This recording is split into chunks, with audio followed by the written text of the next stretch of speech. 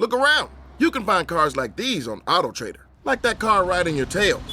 Or if you're tailgating right now, all those cars doubling as kitchens and living rooms are on AutoTrader too. Are you working out and listening to this ad at the same time?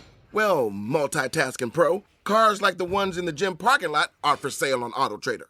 New cars, used cars, electric cars, maybe even flying cars. Okay, no flying cars, but as soon as they get invented, they'll be on AutoTrader. Just you wait. AutoTrader. You just realized your business needed to hire someone yesterday. How can you find amazing candidates fast? Easy. Just use Indeed. Stop struggling to get your job post seen on other job sites. With Indeed sponsored jobs, your post jumps to the top of the page for your relevant candidates, so you can reach the people you want faster. According to Indeed data, sponsored jobs posted directly on Indeed have 45% more applications than non-sponsored jobs. Don't wait any longer. Speed up your hiring right now with Indeed. And listeners of this show will get a $75 sponsored job credit to get your jobs more visibility at Indeed.com/PODKATZ13. Just go to Indeed.com/PODKATZ13 right now and support our show by saying you heard about Indeed on this podcast. Terms and conditions apply. Hiring? Indeed is all you need.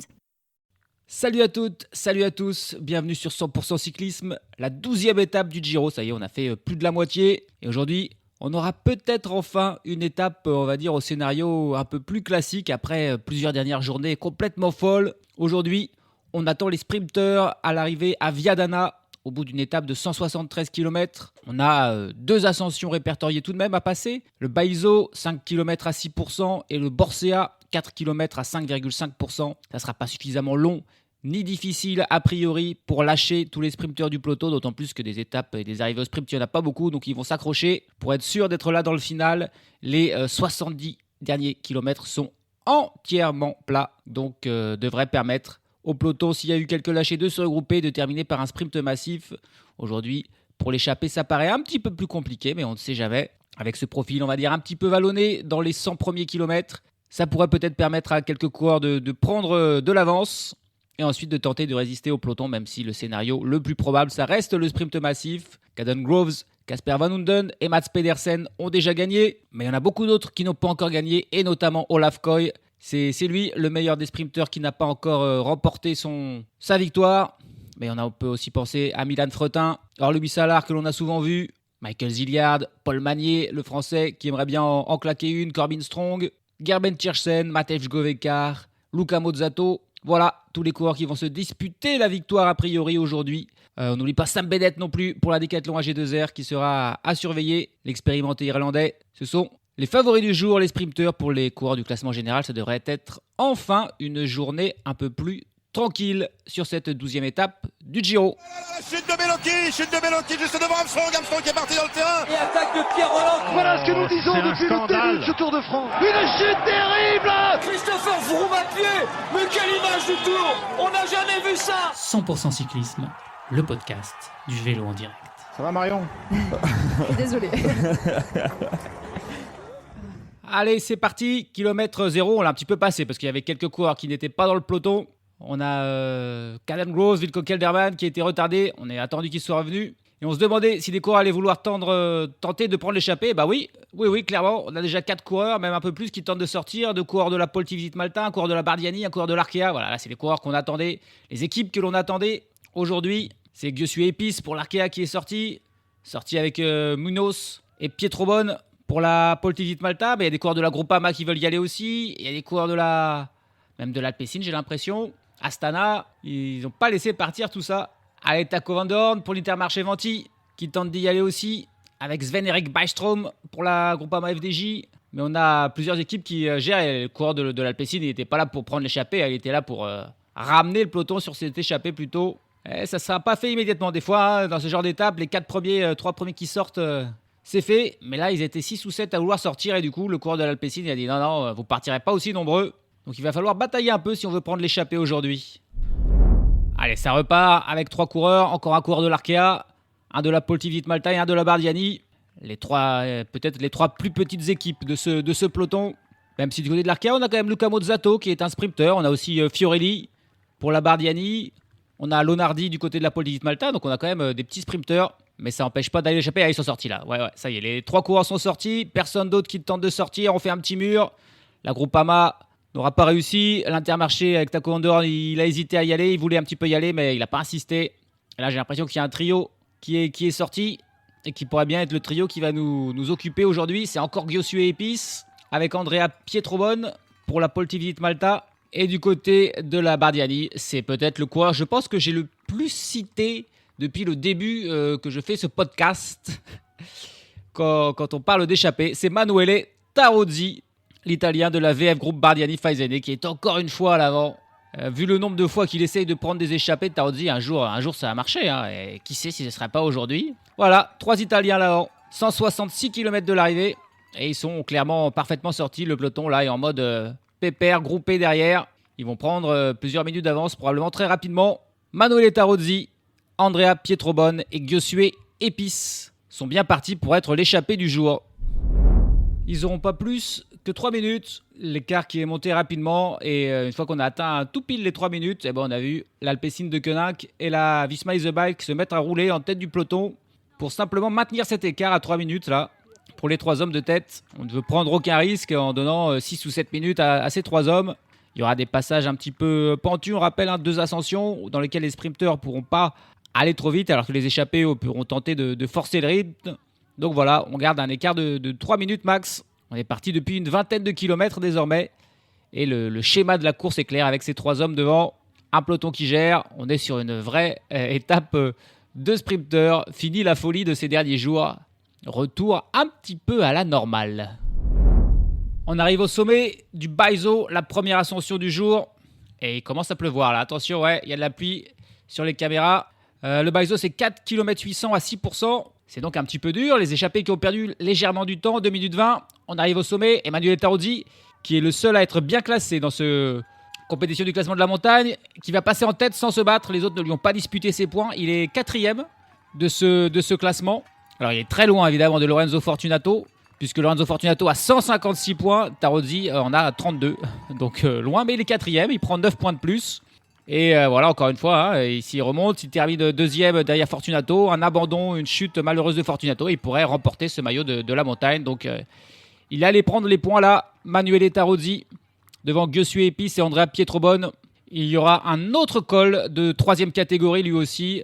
Il sera dans une cinquantaine de kilomètres. Il rapportera encore 9 points pour peut-être donc Tarozzi. Et on va attendre l'arrivée du peloton pour voir qui va prendre le petit point qui reste à prendre. Parce qu'il y a 9 points pour celui qui passe en premier, 5 points pour le second, 3 points pour le troisième et 1 point pour le 4e. Et en tête du peloton, d'un seul coup, on voit l'Astana rouler avec Lorenzo Fortunato en 2e position qui va aller tranquillement prendre ce point. Depuis le début, c'était plutôt l'Alpecin de Koenig qui roulait. On a vu la Decathlon AG2R aussi, plutôt aux avant-postes, roulée pour Sam Bennett. Et la Visma Is The Bike de Wout van Aert. Mais là, c'est l'Astana. Et voilà, Lorenzo Fortunato qui tranquillement passe en tête. Son équipier qui, juste à temps, un peu plus. Et son équipier roulait 10 mètres de trop et prenait le point sans le vouloir. Mais c'est bien Lorenzo Fortunato qui prend le petit point qui reste, histoire de des points gratuits comme ça. Faut pas s'en priver. On est à 130 km de l'arrivée.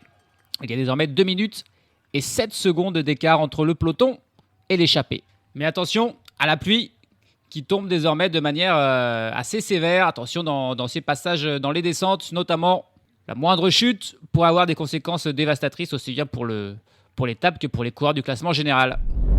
112 km de l'arrivée, on arrive au premier sprint intermédiaire et ça intéresse Andrea Pietrobon qui a décidé d'attaquer de loin, là, aux 300 mètres de la ligne. Il y va plus, je pense, pour la prime. Il y a 12 points à prendre, mais il y a surtout une petite prime. Attention, c'est dans un virage, il va falloir freiner. La route est humide, il pleut toujours. Manuele Tarozzi ne s'en s'est pas soucié. Par contre, Giosué Epis, lui, il est en train de suivre l'attaque de Pietrobon. Est-ce qu'il va réussir à le dépasser sur la fin? Oh, il l'a bloqué. Oui, il va passer. Pietrobon, c'est bon. Il passe en tête devant Giosué Epis. Ils se sont joliment battus. Tarozzi n'y s'y est pas amusé, lui. Ils le font vraiment pour... ils savent que pour l'étape, ça va être très compliqué. Il n'y a que 1 minute et 15 secondes d'avance. Ils n'arrivent pas à creuser. Au contraire, ils perdent évidemment beaucoup de temps. L'échappée, le peloton ne leur laisse aucun espoir, basiquement. Donc autant s'amuser à faire ces petits sprints, à prendre la petite prime qui va avec.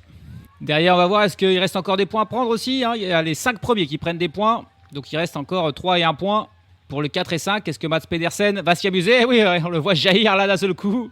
Mats Pedersen, c'est comme Fortunato tout à l'heure. Sauf que là, c'est pour le maillot de Ciclamino. S'il y a des points un petit peu gratuits à prendre, il faut les prendre. Et il va les prendre, il se retourne. Il n'y a personne d'autre qui n'a envie de lui disputer. Il va aller prendre les 3 points du 4e. Et il n'y a même personne qui va se battre pour aller prendre le petit point qui reste. Mats Pedersen, il fait honneur à ce maillot. Il va aller chercher tous les petits points, même s'il a évidemment énormément d'avance. 3 points de plus pour Mats Pedersen, qui augmente son avance dans cette lutte pour le maillot Ciclamino.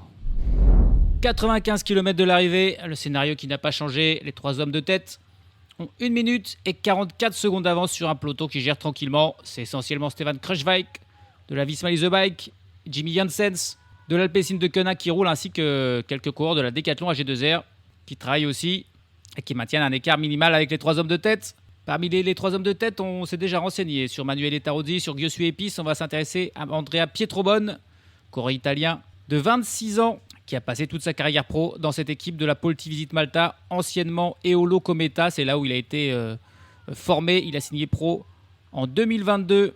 L'Italien qui ne compte aucune victoire dans sa carrière.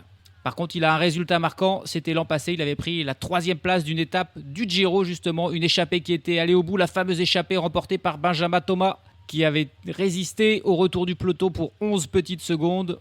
Et bien, il était là, Pietrobonne, avec Enzo Paledi, avec Michael Valgren et avec Benjamin Thomas. Et il avait été devancé donc par Thomas au sprint. Il a terminé 3e derrière Valgren et devant Paleni. C'était un moment marquant, évidemment. Et Pietrobonne était passé pas loin de la plus grande victoire de sa carrière et aussi tout simplement de sa première victoire de sa carrière, puisqu'il n'a jamais gagné la moindre course, que ce soit en World Tour ou dans des courses un petit peu moins prestigieuses.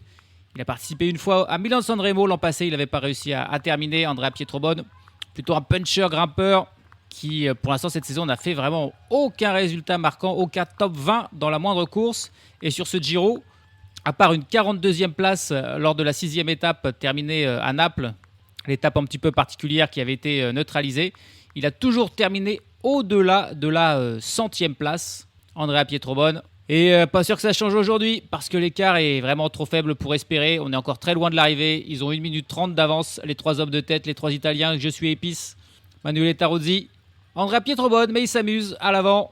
Ils montrent le maillot, ils font parler d'eux. Et c'est un petit peu tout ce qu'on le demande et à peu près tout ce qu'ils pouvaient espérer aujourd'hui, ces coureurs-là. Allez, on arrive au sommet de Borcea, la 2e difficulté du jour. 3,9 km à 5,5%. Il y a encore 9 points à prendre au sommet. C'est bien évidemment Manuele Tarozzi qui va aller s'en charger. Il sera définitivement 3e désormais de ce classement de la montagne. Derrière Lorenzo Fortunato et derrière Juan Ayuso. Et derrière le peloton qui est à 1 minute et 25 secondes derrière. Est-ce qu'il y a un petit point encore à prendre pour Fortunato? Je ne le vois pas là pour l'instant. Cette fois-ci aux avant-postes. Il ne peut-être pas s'en soucier. Il faut dire que la route est un petit peu étroite. Donc s'il est un petit peu bloqué derrière, pas facile de monter. Ça vaut peut-être pas le coup de faire cet effort pour le petit point.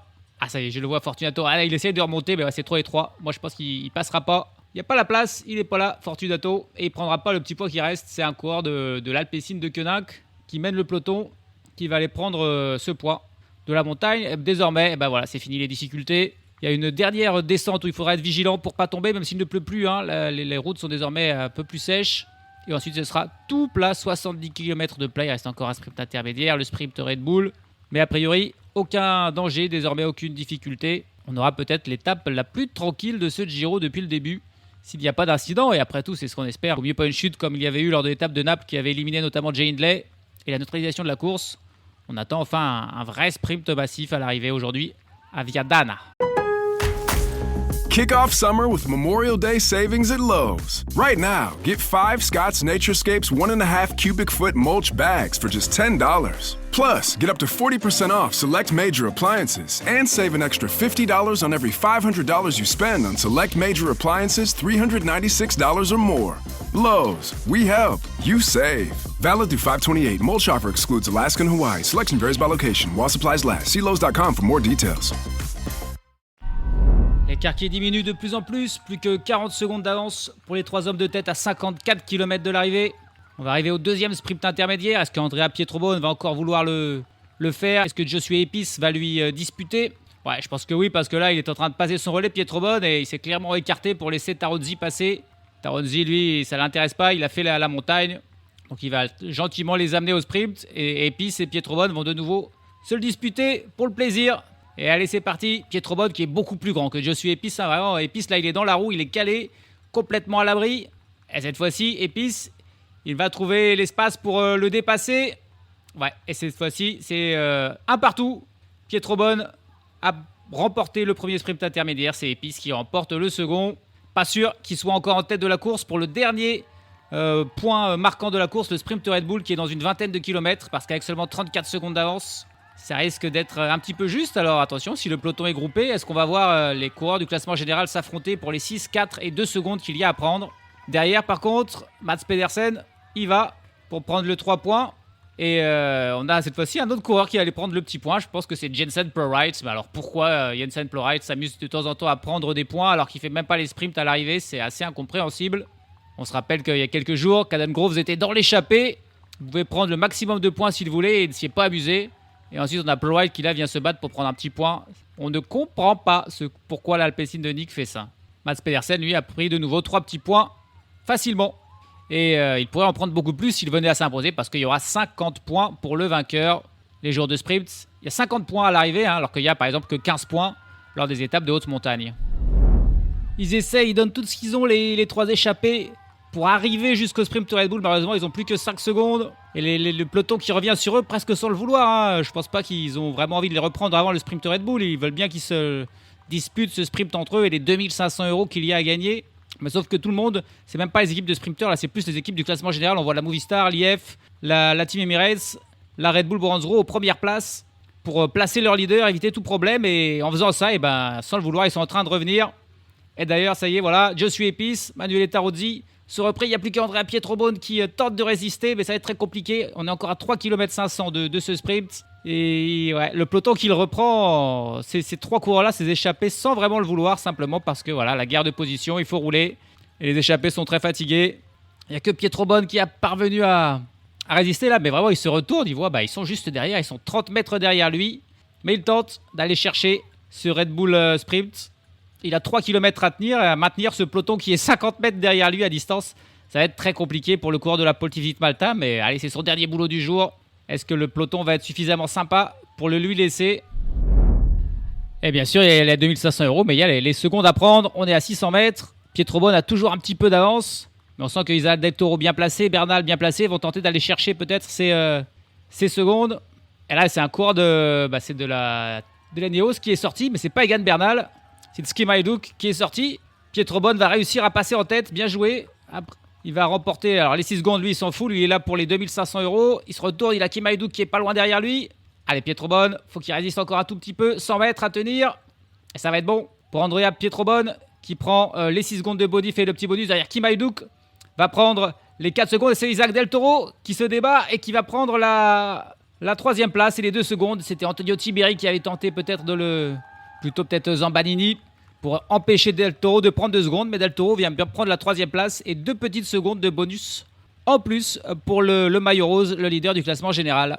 On n'a pas vu Roglic se mêler à la lutte. On a vu juste un équipier de Tiberi, il me semble. Ouais, c'était Mateusz Govekar en fait qui était là pour empêcher Del Toro d'en prendre 2. Il y a déjà eu Kim Majduk qui lui a empêché d'en prendre 4. Il a réussi à en prendre 2 Del Toro. Mais c'est Pietrobon qui est bel et bien passé en tête. Il a joliment résisté parce que le peloton est vraiment juste derrière lui. Et puis c'est Tarozzi avait lâché prise, mais pas lui. Désormais, on est à 32 km de l'arrivée. Et on va tranquillement, façon de parler, aller vers le sprint massif. 7 km de l'arrivée. Et c'est tendu. Belle guerre de placement entre toutes les équipes. On voit l'Alpecin, la Visma, même l'Ineos qui est bien placé. Pedersen parfaitement dans le premier groupe du peloton. Il y a des petits virages. La Soudal Quick Step aussi pour Paul Bagné là, qui est en ombre. Bon, encore loin de l'arrivée. Il y a le temps de perdre sa place, de la retrouver. Et puis attention, il y aura un gros danger, c'est à 500 mètres de l'arrivée. Après une longue ligne droite de 4 km, il y a un gros virage sur la gauche qui en plus va en se rétrécissant. Et donc là, si on n'est pas bien placé à ce moment-là, on n'a aucune chance de gagner. Et si on arrive trop nombreux dans ce virage, il y a aussi des gros risques de chute. Donc là, il faudra être vigilant. Sur une route toujours un petit peu humide, même s'il ne pleut pas. Ce sera vraiment le gros point chaud. Mais tout le monde est au courant. Tout le monde, avant le début de l'étape, parlait de ce virage à 500 mètres où il faudra être bien placé et vigilant à la fois. La ligne des 3 km de l'arrivée qui vient d'être franchie. Ça veut dire que s'il y a une chute, il n'y aura pas de temps perdu au classement général. Les coureurs les leaders du classement général qui peuvent un petit peu se détendre. Belle guerre de position. Allez, 3 coureurs de la Picnic Post-NL bien placés pour la Casper Van Hunden. La Decathlon AG2R à 4 coureurs pour aider Sam Bennett. On a Moschetti aussi là qui est pour la Q36.5 qui est bien placé. Mats Pedersen, 2 équipiers devant lui. La Tudor qui tente de ramener Michael Zilliard. Il a aussi du monde pour lui. 3 coureurs qui sont là pour Olaf Koy avec Wout van Aert qui est juste devant lui. Caden Groves a 3 équipiers aussi, mais il n'est pas tout à fait dans leur roue. Ça frotte, hein. Des coups de coude. 2 km désormais. C'est Dan Hull, vainqueur du chrono il y a 2 jours, qui est en tête du peloton désormais. On a la Movistar là qui ramène aussi Louis Solar. C'est la Decathlon qui a le plus de monde. Je vois 5 coureurs de la Decathlon.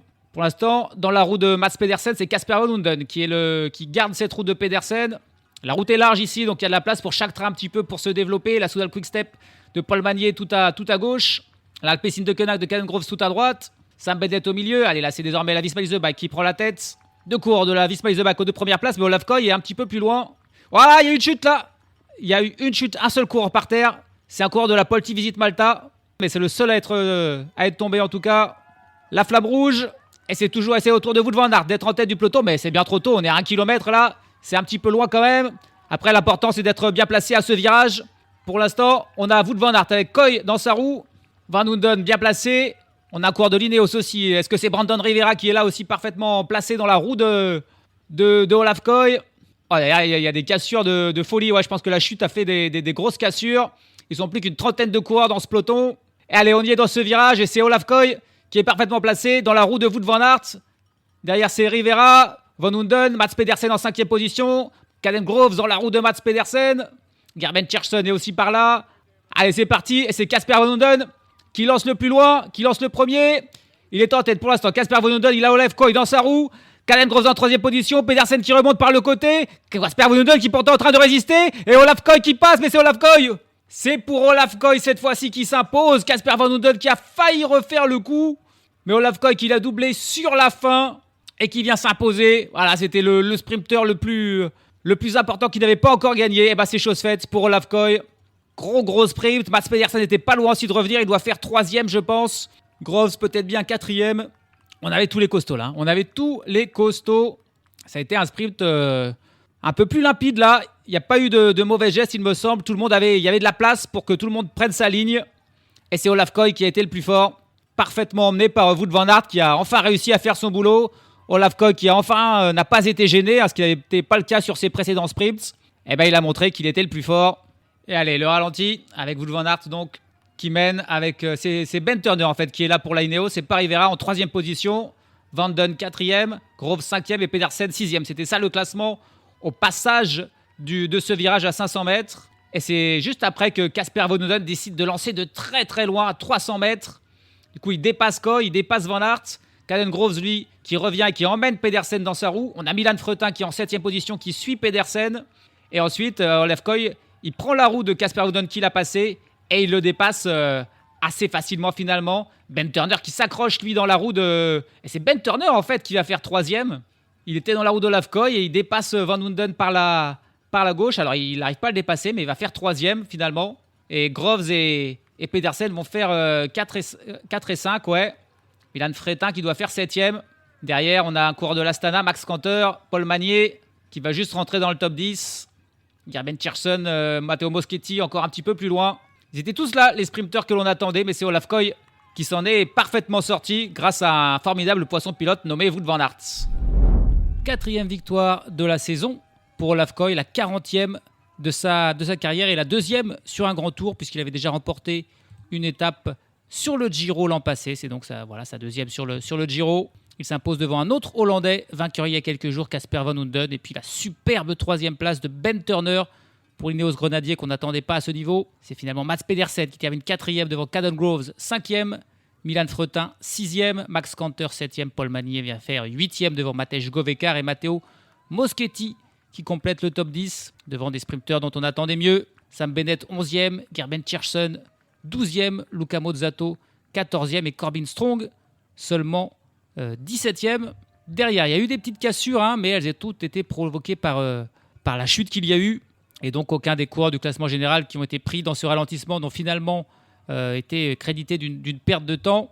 Celui qui est tombé, c'est Francisco Munoz. C'est lui qui décidément vit un sacré Giro après être parti tout seul dans une échappée pendant 100 km. Aujourd'hui, il est le seul à être tombé. Il n'a pas l'air de s'être fait mal. Il a fini. Un coureur qui, par contre, lui, avait été lâché bien avant et qui finit loin derrière. C'est Luc Plapp. Je ne sais pas ce qui lui est arrivé à Luc Plapp, mais il finit à 8 minutes et 28 secondes, tout seul, loin derrière les autres. Il a peut-être eu un problème technique ou il est simplement allé mollo. Et puis, à noter que Josué Epis a été sanctionné de 20 secondes de pénalité. Alors, je ne sais pas exactement pourquoi. Il a dû faire un mouvement dangereux là dans un des sprints intermédiaires. Pourtant, je n'ai pas eu l'impression. Mais voilà, il a été sanctionné de 20 secondes de pénalité. Et donc, d'aucune bonification. Pas de changement là. Aucun changement au classement général. Isaac Del Toro, toujours leader devant Juan Ayuso et Antonio Tiberi. Rien ne change dans le top 10. Mads Pedersen, toujours leader de ce classement du maillot par points. Par contre, c'est désormais Olaf Koy, son nouveau dauphin, et c'est Casper Van Hunden qui est désormais 3e de ce classement, mais ils sont encore loin de Mads Pedersen. Pas de difficulté pour Lorenzo Fortunato non plus au classement de la montagne, loin, très loin devant Juan Ayuso et Manuele Tarozzi, qui grâce aux 18 points qu'il a pris aujourd'hui, montre à la 3e place de ce classement, 4 petits points derrière Juan Ayuso. Enfin, Isaac Del Toro, toujours meilleur jeune devant Juan Ayuso et Antonio Tiberi. Demain, une étape pour puncher. L'étape, on pourrait l'appeler ça l'étape des murs. Elle est tout plate, à l'exception de 5 petites pointes qu'il faudra passer. Une plutôt en début d'étape qui fait 3 km à 7%. 2, on va dire au bout de 2 tiers de l'étape. Une de 1 km à 7% et une autre de 3 km à 6,6%. Et puis ensuite, on a 2 autres sur la fin. On a 900 mètres à 7,6% et 1,8 km à 6,6%. Et puis, il y aura surtout un petit mur encore pour finir, 800 mètres à 7,6%. Et c'est au sommet de cette difficulté que sera jugée l'arrivée. Donc une étape vraiment parfaite pour les punchers. C'est un petit peu, on a eu la mini Strade Bianche, là c'est un peu la mini flèche wallonne avec ce gros mur pour finir. Une arrivée qui semble parfaite pour un coureur comme Tom Pidcock par exemple, mais qui pourrait aussi ne pas faire peur à un Mads Pedersen. Donc voilà, encore un scénario un petit peu intéressant. Ça sera trop dur probablement pour les purs sprinters comme Caden Groves ou Olaf Koy. Par contre, ceux qui sont assez versatiles, qui savent grimper, qui savent puncher, ça sera leur jour. Il y aura donc pas mal de monde intéressé encore demain pour cette étape qui terminera dans la ville de Vicenza. Ça sera la 13e de ce Giro. Salut à tous, salut à toutes.